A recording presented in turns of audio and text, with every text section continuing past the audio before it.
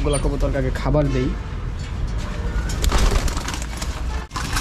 ছোলা, পরবর্তীতে হচ্ছে যে চোকলা সহ মুগ ডাল, রেজা, আর হচ্ছে গম, আর হচ্ছে যে আপনার তিসি।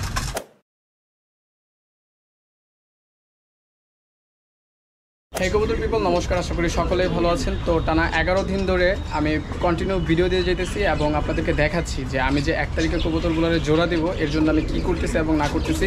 তো আজকে যেহেতু হচ্ছে আপনার 31 তারিখ এবং কালকে হচ্ছে 1 তারিখ জোড়া দেওয়ার দিন, তো মোটামুটি আমি ফুলফিল আমার ব্রিডিংয়ের যে খাঁচা সেটা ফুলফিল রেডি করে ফেলছি, ঠিক আছে।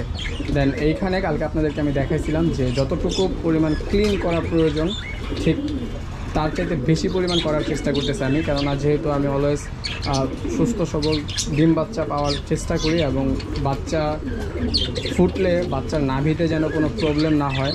মানে এগুলো আছে ব্রিডিংয়ের ক্ষেত্রে, যখন প্রবলেমগুলো হয় এগুলো দেখা যাচ্ছে যে আপনার অপরিষ্কার থেকে প্রবলেমগুলো হয় যে বাচ্চার নাভি যখন কাঁচা থাকে তখন ওই জায়গা থেকে আপনার মানে আস্তে আস্তে পচা শুরু হয়, তো এই ক্ষেত্রে বেবি মারা যায়, ঠিক আছে। তো এই যে ব্যাপারগুলো আছে ওই ব্যাপারগুলোতে আমি যেন না পড়ি টোটালি, যার জন্য আমি যে কাজটা করি সেটা হচ্ছে যে আমি আসে না যে প্রত্যেকবার ব্রিডিংয়ের জন্য নতুন নতুন কাপড় ইউজ করবো, মালসা ইউজ করবো, ব্যাপারটা ওইরকম না, ওকে।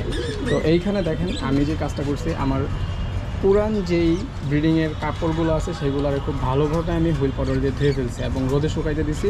হোপফুলি এগুলোর ভিতরে আর কোনো প্রবলেম থাকবে না। আমি বছরের পর বছর যে কাজটা করে আসতেছি, ওকে। দেন এইখানে যদি আপনাদেরকে দেখাই, ওই যে দেখেন মালসাগুলা ধুয়ে একবারে নিট অ্যান্ড ক্লিন করে আপনার রোদে শুকাইতে দিছি। তো জাস্ট কালকে বা পরশু দিয়ে দিব, হোপফুলি কালকে দিয়ে দেওয়ার প্ল্যান আছে। আর এইখানে হচ্ছে ফুলফিল মাদিগুলো একদম পুরোপুরি পারফেক্টভাবে রেডি। সবগুলো কবুতরকে আগে খাবার দেই। ছোলা, পরবর্তীতে হচ্ছে যে চোকলা সহ মুগ ডাল, রেজা, আর হচ্ছে গম, আর হচ্ছে যে আপনার তিসিটা আমি এই কারণে ইউজ করছি যেন কবুতরের শরীর ঠান্ডা থাকে প্রচণ্ড পরিমাণে, ঠিক আছে। দেন এইখানে এবার ঘুঘুগুলোকে খাবার দিয়ে দিই। আমার খাবারের পাত্র আরও প্রচণ্ড পরিমাণে আছে, আরও 2-3টা খাবারের পাত্র আমার স্টক থেকে নামাইতে হবে। আচ্ছা, এইখানে নরের খাবার খাওয়া শেষ করে ফার্স্টে দিয়েছিলাম চাপড় করে দিয়ে বেবিগুলোর অ্যাটলিস্ট দিতে পারবো। এক সাইডের আহা বেচারা, খাবারের পাত্র শর্ট, কালকে থেকে আর হবে না, সরি, স্টক থেকে নামাইলেই হবে। সেই আগের প্যাটার্নে চলে আসতেছি, তাই না? সেই খড়র খড়র খড়র খড়র শব্দ কবুতরগুলো যে ব্রিডিংয়ে দিতাম, খাঁচায় রাখতাম। তো দেখা যাক এবার কীরকম ব্রিডিং হয়। আর আজকে একেবারে নর্মাল জল দিতেছি, দেন কালকে থেকে স্টার্ট করবো কবুতরগুলোরে জলের মধ্যে প্রাকৃতিক উপাদান দেওয়া বা মেডিসিন দেওয়া, যেটাই দেওয়ার দিব।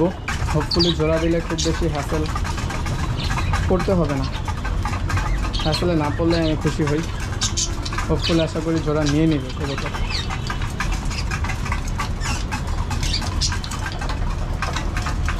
ওকে, তো এই হচ্ছে আজকে খুব ছোটোখাটো শর্টকাট একটা ভিডিও, জাস্ট ব্রিডিং করার আগে যেভাবে আমি সেট আপটা তৈরি করছি তার একটা খুব ক্ষুদ্র একটা নমুনা, ঠিক আছে। দেন পরবর্তীতে কালকে যেহেতু 1 তারিখ, কালকে হবে মেন ভিডিও। সেই পর্যন্ত ভালো থাকুক আপনাদের সকলের পেটস। নমস্কার।